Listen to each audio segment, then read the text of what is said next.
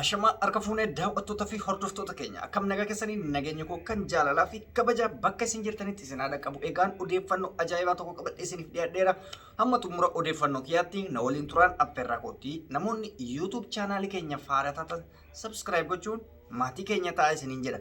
Egaan odeeffannoon haaraan kun maal inni ibsa kaafaa'oon yookaan koongirensiin Oromoo baase irratti qeeqama gurguddaa fi ajandaa ta'eetiin deemamaa jira. Mootummaan hin beektan. Mootummaan Itoophiyaa kun rakkinni inni guddaan inni qabu maal inni lola yookaan humna Oromoo qofa irratti qaba.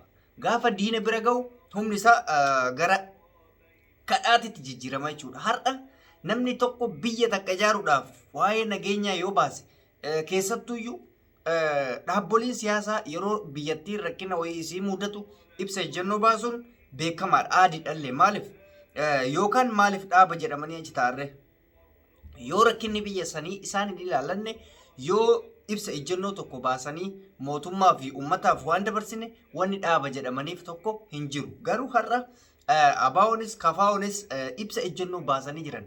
Ibsa ejjennoon isaan baasan waan badaa miti. Waan biyyattii tana ijaaru, waan mootummaa kana ijaaru, nageenya biyya saniitiif ibsa ejjennoo baasan. Garuu mootummaan tuffii godhateetiniin qeeqa guddaa irratti kaasee jira jechuudha. Maaliif waa'ee nageenyaa lillistanii? Maaliif rasaasa malee biyya tana nagaa godhuu qabna, rakkoorraa oolchuu qabna jettanii ibsa baastaa jedhanii wacan. Peejiiwwan gurguddaa akka taa'ee dandaafaa deemaa jira laala. Ibsa ejjennoo KFO'n baase deematiin ilaala.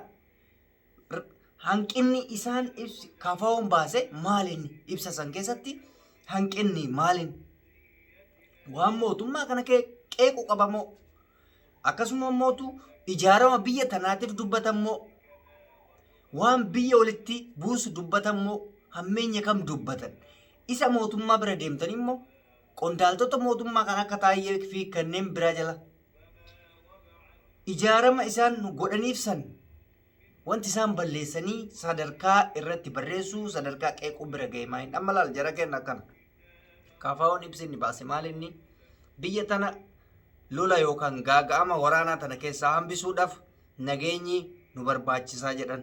Nagaa qofa osoo hin taane biyyattii tana furmaata kan isii ta'uu danda'u wal waraansa osoo hin taane nageenyaan taa'anii gadi taa'anii dubbachuudhaa fi akkasumas immootu waliif dhaga'uudhaan rakkina tana keessaa baraaruu dandeenya. Yoo rakkina kanarraa baraaruu hin dandeenye biyyattiin diinagdeedhaan kufuu dandeessi. Hawaasummaadhaan kufuu dandeessi. Walitti dhufeenyi namootaa adda cituu danda'a. Biyyoonni akka diinatiitti gama fuulduraatiif wallaaluurraa wal saaxilanii jedhanii ibsa baasan. Duuba kuni mootummaa waraanaa ka jedhu hin jiru. Wal lolaa ka jedhu hin jiru. Tigree sirrii jira ka jedhu hin jiru.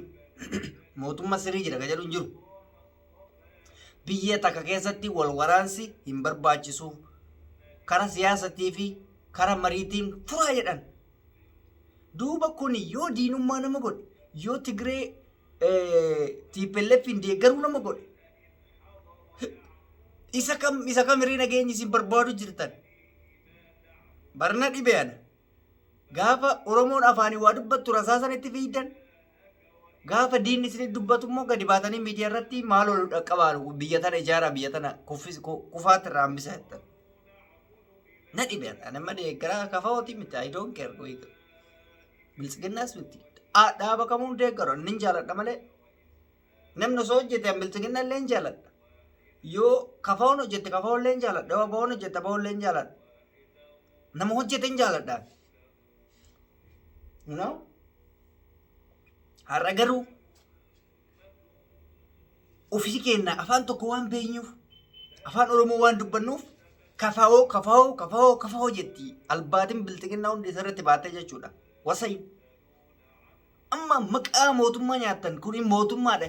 Bir nuti sodannaame osoo mootummaan injifatee biyyi tun nagaa taate irra barbaadna. Garuu mootummaan kabajaa akkasii hin beeku. Uummata waraana mootummaa gara Tigraayitti achi fe'ee jennaan daangaa Tigraayitti fe'ee jennaan milishaa xiyyitii dhukaasuu hin beekne uummata keenyatti ergee gara Harargee bahaa kanatti xaragaa jira uummata Oromoo uummata nagaa ila amma sa'aa kanatti. Uummata dhukaasa qajeelfatuu hin dandeenye dhukaasatti kennee kaan dha'utti tanagaadha. Warri hiriira bahe yookaan immoo warra ofii barbaadu san dha'utti kaan dha'aa jira. Guyyaarraa lubbuu nama meeqatu bahe? Oromoon guyyaarraa lubbuun baatti garuu hin dubbatamu Oromoo. Maaliif? Oromoo humna akkasiin hin qabne argeera, akkasiin hidhannoo takka qabde hin qabne argee jira. Rasaasa tolkaafata. Tigree mootuu dhiirsatti wannoo maali biltsiginnaadha, dhiirsi biltsiginnaadha. Yoo isiin xiyyaara si ol kaafatte ayyar irratti raadariidhaan lafaa isii fuudhaa jechuudha. Garaagarummaa Oromootii fi garaagarummaa jara sanii bifa kana adda laalta. Oromoo maccaawacha mana godhe yoo nu haasoof nu rasaasa, yoo nu gaaffii gaafa nu rasaasa, yoo nu callifnu maa callif waan sirrii bukeessa yoo callistes maa calliftaas hin jedha. Maa callifta. Amma dhiyoo kana taa'ee danda'a maal jedha. Kafaawwan waa'ee biyyattiin deemamu kan irratti ibsa ejjennoo baasuu qaba. Har'a ibsa ejjennoo baanan immoo jala dhaabbate baandaamu maali akka isaasan arraba isaasan gadhiise. Mee eessatti jiraannamee isinummaan madaala dubbannu rakkisaa taanee jira kuloo yoo callifnu rakkisaa taanee jira. Mee eessumatti jalaa baane yaa uummata keenya. Bar Oromoon kana rakkoon keenya guddaan humna dhabne, humna waa tokko hin qabne. Humni keenya tokkummaa dhabuu keenya mootu. Ajandaa amma dura argite kitaaba waggaa meeqa dura barreeffaa ajandaa nu godhanii Oromoon amantii walitti buute akka jedhaniif. Kitaaba san olii gad oofaa jira Oromoo amantii Islaamaa tuqaa maal ka jedhu tokko. Amantii Islaamaa tuquyyuu gama tasgabbaa ta'e wal gaafatutu gaariidha malee wal shororkeessuun gaarii miti. Ajandaa jara nuu bane kun amshuuran kitaaba sanuu waldaa maccaaf tola baatu barreesse jedhee hin fudhadhu. Wannoo diinaa ta'uu danda'a hin beekamu. Diinni gara itti waliin nu buusu barbaada. Diinni kennamu nama biraatti miti biltsiginnaa dhumu. Kaawwa maqaa Oromoo qabatee taa'aa jiru kan. Isinii galaa. Kanaaf ani maal akka jedhee Oromoo dhaamu tokko hin jiru. Tokkummaa dhabnee jirra. Nu bittinsitee jirti biltsiginnaan humna keenya argite afaan keenyarra dhaabattee nu gaffincaan jirti. Haqa jiru. Akka yeroo Tigraayiif jedhanii uummata kadhatan sanii miti dubbiin. Nummootu muka akkatti dubbisuu qanuun jedhanii nu cabsaa jiran. Nutti musuuqaa jiranis guyyarraa nu dabatubaa jiran. Oromoon akka ajandaa takka yoo qabate fiiguun beekan.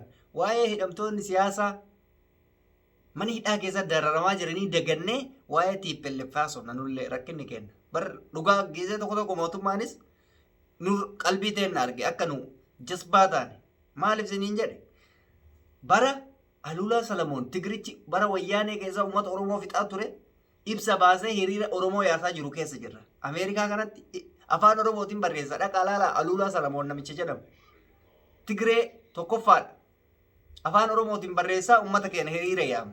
Yaamicha isinii goonee irraa waadhaadhaan bara inni bakka Jawaar bu'ee aktiivistii ta'e raajii nutti ta'e Oromoodhaaf. Kun salphina keenya waan akkanaatirraa of qusannee diina keenya injifannuun affeerraa kootii daawwattoota hordoftoota keenya egaan ani waan isiniin jedhu tokko hin qabu tokkummaa keessan jabeessaa if ijaaraa bakka ijaarama wanni caalan jiru badii guddaa keessa jirra rakkina guddaa keessa jirra cabnee jirra humna haa godhannu tokkummaadhaan tokkummaan keenya humna kenna malee kilaashii wayituu hin qabnu dhukaasa hin qabnu kun dhaamsa obbolummaatti gaan daawwattoota keenya turtiin waliin gootaniif galatoomaa isiniin jedha namni hanga ammaatti na hordoftan Galanni kiyya guddaadha. Namoonni chaanaalii kiyyaa faariyaa taatan sabskiraayib gochuun maatii keenya ta'an hordofaa isiniin jenna.